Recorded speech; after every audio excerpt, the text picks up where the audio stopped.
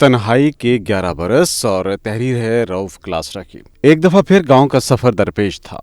نعیم بھائی نے 11 برس پہلے اسلام آباد میں ہمارے ہاتھوں میں جان دی۔ پولی کلینک ایمرجنسی میں ڈیوٹی ڈاکٹر ان کے دل کو بار بار ہاتھوں سے دبا کر دوبارہ زندگی کی طرف لانے کی کوشش کر رہے تھے۔ زندگی میں کبھی نہ سوچا تھا کہ نعیم بھائی بھی یوں اچانک چھوڑ کر جا سکتے ہیں، لیکن انہونی ہو چکی تھی۔ ان کی موت کے بعد 6 ماہ مشکل ترین تھے۔ شاید ہی کسی رات سکون سے سو پایا۔ گہری خاموشی اور چڑچڑاہٹ۔ دل کرتا کوئی بات نہ کرے، کوئی کچھ نہ کہے، مجھ سے تعزیت بھی نہ کرے، بس اکیلا چھوڑ دیں۔ فرسٹریشن اور بے بسی محسوس کی۔ 6 ماہ بعد انہیں خواب میں دیکھا، سفید شلوار قمیص میں ملبوس۔ میں نے شکایت کی، گلہ کیا اور پوچھا، آپ ہمارے بغیر وہاں خوش ہیں؟ مجھے امید تھی وہ جواب دیں گے، تم لوگوں کے بغیر میں کیسے خوش ہو سکتا ہوں، لیکن میری توقعات کے برعکس وہ اپنی اسٹالن سٹائل مونچھوں کے ساتھ مسکرائے، مجھے دیکھا اور صرف سر ہلا دیا، جس کا مطلب تھا وہ جہاں بھی ہیں خوش ہیں۔ اس خواب کے بعد ایک عجیب ٹھہراؤ اور سکون پیدا ہوا اور مجھے لگا کہ وہ جہاں ہیں خوش ہیں۔ 6 ماہ بعد میں نے پہلی دفعہ سکون کی نیند لی۔ نعیم بھائی کا ہم سب پر امیج ایک گاڈ فادر جیسا تھا۔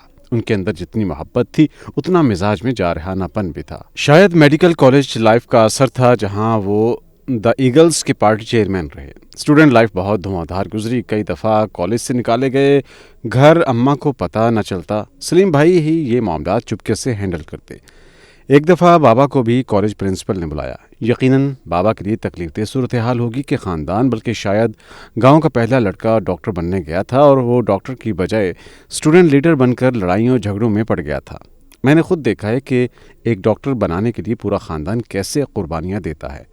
ذرا اندازہ کریں، 1970 کی دہائی کے وسط میں ایک کسان کا بیٹا گاؤں سے 200-250 کلومیٹر دور بہاولپور میڈیکل کالج پڑھ رہا ہو، ہاسٹل رہتا ہو تو اسے پڑھانا کتنا مشکل ہوگا۔ وہ تو اللہ جنت میں جگہ دے ہمارے خالو نواز ملک کو، جنہوں نے سلیم بھائی کی جاب کرائی، پھر یوسف بھائی کی جاب ہوئی اور کچھ سالانہ گندم، کاٹن یا جانور بیچ کر خرچہ یا فیس پوری کی جاتی تھی۔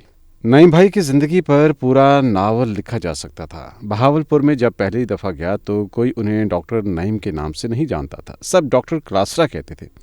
آتے جاتے سب انہیں احتراماً سلام کرتے، ہمیں کہتے تو اچھا آپ ڈاکٹر کلاسرا کے بھائی ہیں۔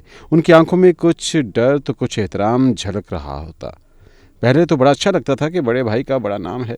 مجھے اس وقت تک ان کی لائف سٹوری کا علم نہ تھا کہ انہوں نے پچھلے 10-15 سالوں میں بہاولپور میڈیکل کالج اور ہسپتال میں کیا نام بنایا تھا۔ دا ایگلز کے فورم سے کیا کیا جنگیں لڑ چکے تھے۔ ہم تو اس نعیم بھائی کو جانتے تھے جو رات گئے بہاولپور سے گاؤں آتے، گرمیوں میں سب سوئے ہوتے تو وہ بھی اماں سے لپٹ کر سو جاتے۔ اماں کی کچھ دیر بعد جب اچانک آنکھ کھلتی تو ان کی حالت دیکھنے والی ہوتی، یا پھر سردیوں کی کسی سرد رات دروازے کی کنڈی بجتی تو سب جاگ جاتے کہ ایسی مخصوص کنڈی سال میں ایک دفعہ ہی بجتی تھی اور وہ نعیم بھائی ہوتے تھے۔ اماں نے جاگ جانا، رات کو ہی چولہا گرم کرنا اور ہم سب بہن بھائی جا کر ان سے لپٹ جاتے اور ان کے ساتھ کھانا کھاتے۔ وہ اپنے کالج اور دوستوں کے قصے سناتے، راؤ ابو بکر، ڈاکٹر حافظ، ڈیرہ غازی خان کے ڈاکٹر عابد بھٹی، نعیم پرنس یا اپنے پروفیسرز کے قصے کہانیاں۔ وہ خود ایک قدیم جنگجو تھے۔ پھر ان کی زندگی میں اچانک تبدیلیاں آئیں جب بابا فوت ہوئے۔ انہوں نے پڑھائی کو سنجیدگی سے لیا، اب انہیں پاس ہونا تھا۔ اب ذمہ داری اماں کے پاس تھی، جو خود روزانہ صبح سویرے اٹھ کر زمینوں پر جاتی، شام کو گھر لوٹتی، اور ہم سب بچوں پر سختی تھی کہ ہم سب نے بس پڑھنا ہے۔ مجھ پر سب سے زیادہ سختی تھی کہ کہیں یہ نہ بگڑ جائے، جبکہ میرے اوپر سب سے بڑا دباؤ تھا کہ اگر میں نے ہر سال اچھے نمبروں سے کلاس پاس نہ کی تو میری عزت نہ گھر میں رہے گی نہ اسکول میں۔ سیلف ریسپیکٹ کا یہ احساس ہمیشہ زندگی میں میرے کام آیا۔ نعیم بھائی نے ہم سب پر توجہ دینا شروع کی۔ ہم بھائیوں نے ان کے بہاولپور ہاسٹل میں گرمیوں کی چھٹیاں گزارنی۔ وہیں میں نے لیو ٹالسٹائی کا ناول وار اینڈ پیس ختم کیا اور نعیم بھائی کے دوست ڈاکٹر حسین جعفری کی ٹانگیں دبا کر ان سے اس ناول کے چند کرداروں کو سمجھا تھا۔ جو لوگ نعیم بھائی کو اسٹوڈنٹ لائف سے جانتے تھے وہ بعد میں حیران ہوئے کہ ان کے اندر اتنی بڑی تبدیلی کیسے آئی کہ وہ ایک سخت گیر لڑاکے اسٹوڈنٹ سے اب ایک ذمہ دار بڑے بھائی بن گئے۔ خاندان کو چھوڑیں، وہ پورے علاقے کے غریبوں کے لیے سراپے محبت بنے۔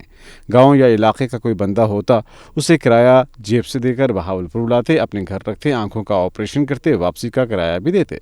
جب بھی میں نے بہاولپور جانا انہیں آؤٹ ڈور میں غریبوں میں گھرے ہوئے دیکھنا، ہر مریض انہیں ڈھونڈ رہا ہوتا، وہ ان سے اس طرح ملتے جیسے وہ ان کے سگے رشتے دار ہوں، پرانے دوست ہوں، عورت ہو یا مرد سب کا احترام کرتے، انہیں غریبوں میں خوش رہتے، ایک درویش، ایک ملنگ ٹائپ انسان۔ میری بیوی اکثر کہتی، نہیں بھائی آپ کلینک کیوں نہیں کھولتے، فیس لیا کریں۔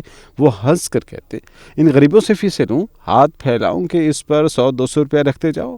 ڈاکٹری کا پیشہ مجھے ہمیشہ سے پسند تھا، یہ میری ہابی ہے۔ حکومت جتنی تنخواہ دیتی ہے اس میں اچھا گزارا ہو رہا ہے، اس تنخواہ سے بھائیوں کو پڑھا دیا۔ یہ غریب لوگ کوئی انڈا، کوئی مرغی تو کوئی بکری بیچ کر شہر ہسپتال آپریشن کرانے آتے ہیں، اور میں ہاتھ پھیلا کر بیٹھ جاؤں کہ ادھر پیسے رکھو۔ ساری عمر لوگوں میں جیب سے پیسے بانٹے، کسی سے 1 روپیہ فیس نہ لی۔